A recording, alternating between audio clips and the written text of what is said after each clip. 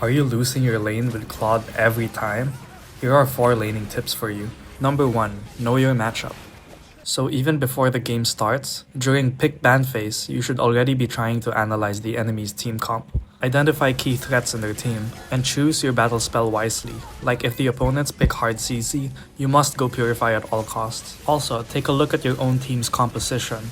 Identify if your team is more early game or late game scaling, and adjust your playstyle accordingly. To give you an example, in this match preview, the enemy jungler is Karina, which is a huge threat to Claude because of her auto attack immunity and single target burst damage. So I know I need to play safe and avoid going all in. Anyway, the most important matchup to watch out for is going to be your opponent gold laner. So my advice is to try playing other gold lane heroes, or at the very least know their skills, cooldowns, power spikes, and auto attack range, because that will be very important in determining if you can trade, be aggressive, or play safe against the enemy gold laner. In short, know you and your enemy's strengths and weaknesses. As Yi Sun once said, if you can predict the enemy's moves, you won't be defeated. For tip number 2, it's to manage your waves. Wave management means knowing how to manipulate the minions to your advantage, whether that's freezing the lane, shoving, cutting the wave, or double laning.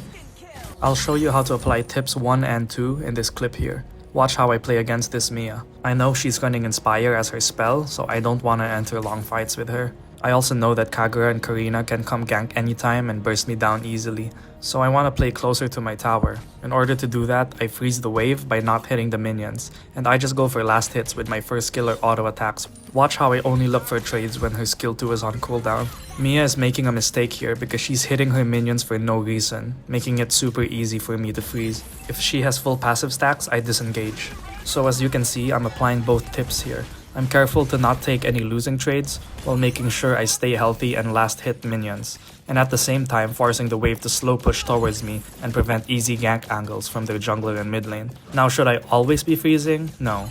My rule of thumb is, if you're able to successfully take down the enemy gold laner, or at least make them recall, you should quickly clear the minions and shove your wave into the tower. This way, you can make them lose EXP and gold, and it also frees up your rotation to roam around, take turret gold, or double lane. This brings me to tip number 3. Always be aware of your minimap. In any competitive video game, the minimap is such a crucial piece of information because it allows you to get a free preview of what's going on in different parts of the map. More than just having information though, is knowing what to do with it. In this case, if the enemy jungler is missing, I like to chill in lane and not overcommit. As soon as I see them in the opposite side of the map though, I feel more confident taking favorable trades against my opponent in lane. Same thing with your teammates. If you see them pathing towards your side, please do not clear your wave, but instead set up a gank by freezing and baiting the enemy to come out of the tower. Last but not least, tip number 4 is positioning. I would say that this is the most valuable skill that separates good gold lane players from great ones. You always want to be alive during team fights and objectives, because in the mid to late game, you are the main source of DPS. You can also take the turtle and lord fast and split push quickly,